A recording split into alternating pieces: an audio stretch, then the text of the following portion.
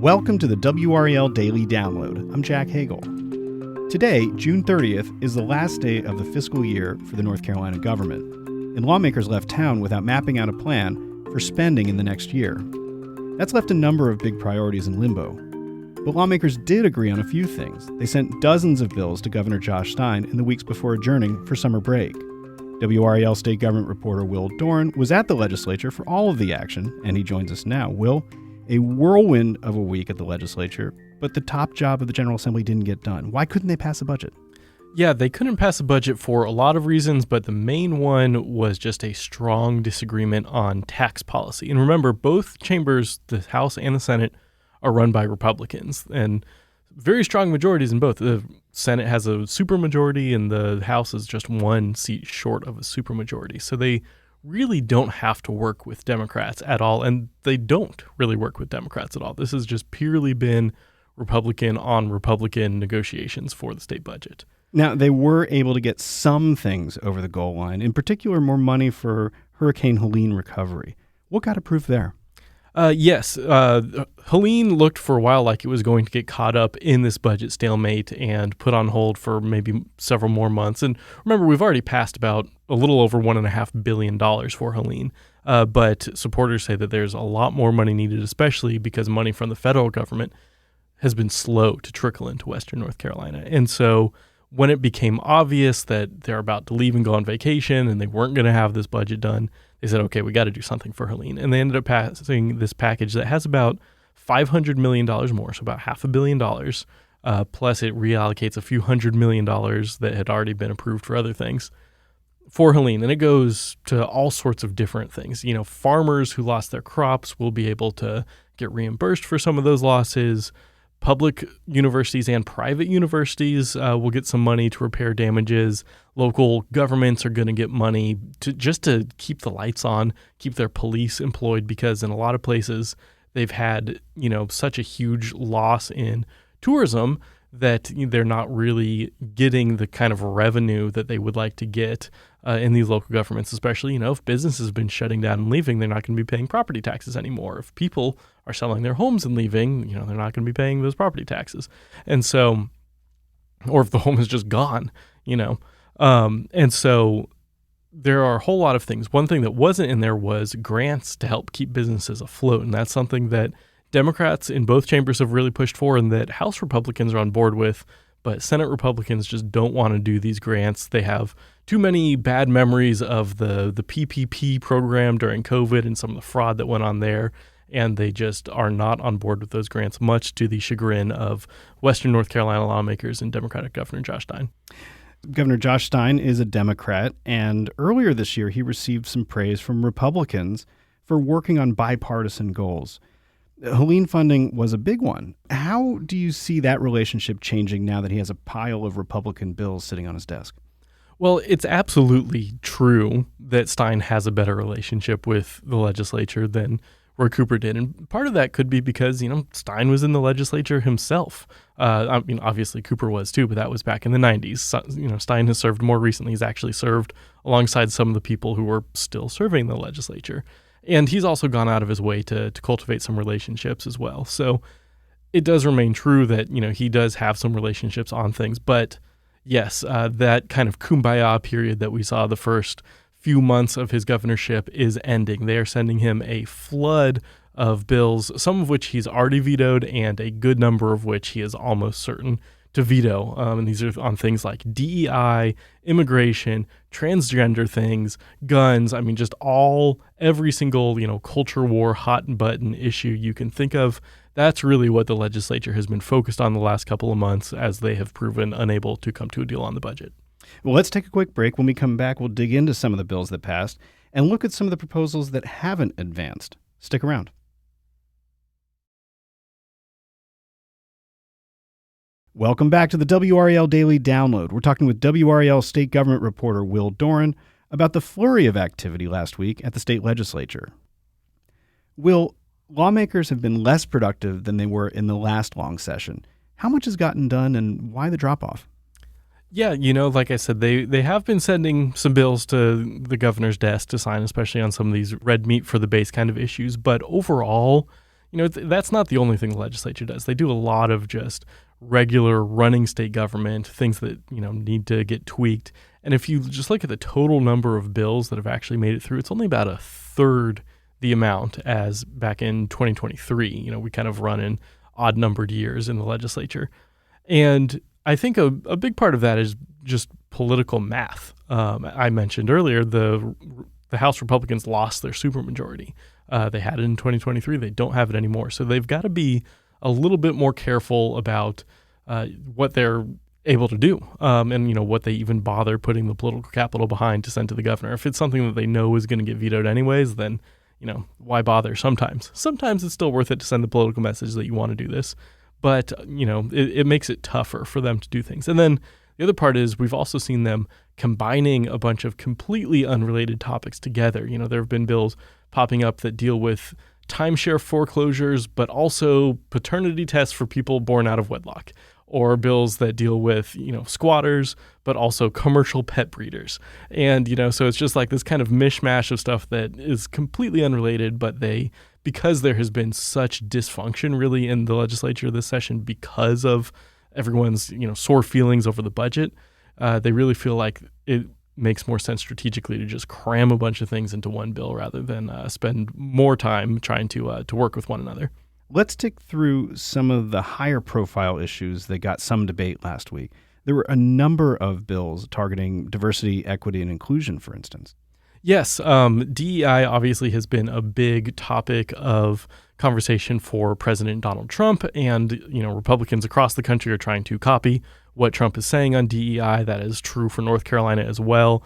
We're running bills to ban DEI in state government, in public schools, in public universities, and they all look more or less alike, but they put them in separate bills anyways, and those are all now at Governor Josh Stein's desk. He is certain to veto them. They had incredibly strong pushback from Democrats at the state legislature, and particularly from Black state Democrats who gave some really passionate speeches against these bills, saying that they're picking a problem that doesn't exist, and just really exacerbating some racial tensions in the state. Republicans say, no, these are needed to make sure that, people are judged by, especially when they're applying for jobs or things like that, the quality of their character and not the color of their skin. Lawmakers also pushed through a few bills targeting transgender youth. What would those do?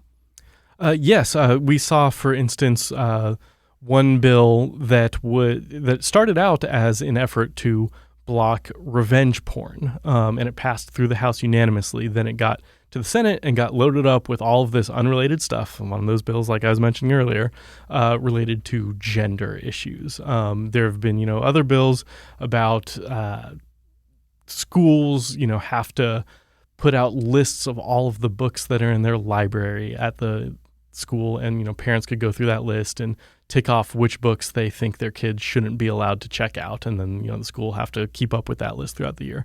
Just a lot of things like that. And obviously the legislature has already done a lot of transgender bills. It was the previous session when we did things about transgender girls playing on girls sports teams, or receiving medical care, things like that. So this is just kind of a continuation of that trend, but there's several different bills sitting on Stein's desk that, again, he is probably pretty likely to veto. And why do lawmakers support those bills?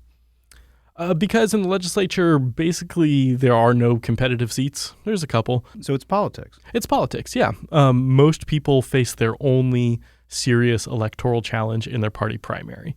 And so you don't really see the legislature needing or wanting to, do kind of more centrist issues, because that doesn't help anybody politically. What helps you politically is, if you're a Republican, doing things that, really fire up the Republican base, or if you're a Democrat, doing things that really fire up the Democratic base. No one is really playing for those voters in the middle, just because most seats are won overwhelmingly by one party or the other.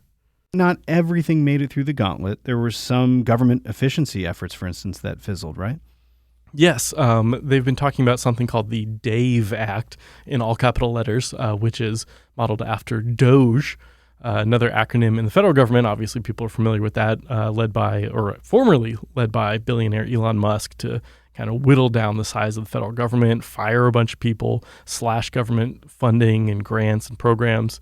And Republicans say they want kind of a less extreme, but still their version of that for North Carolina, led by State Auditor Dave Bullock, which is why it's called the DAVE Act. And, this would allow him to, like Elon Musk's team, use AI to go through, anything and look for certain keywords in state government and suggest that, people's jobs or programs or whatever be cut.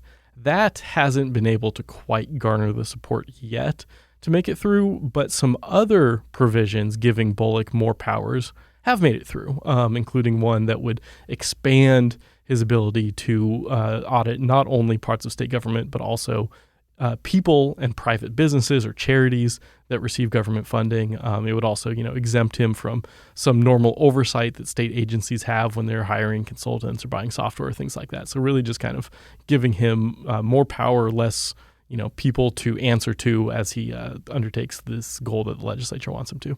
Now, amid all of this, there was this thing called shrimpgate.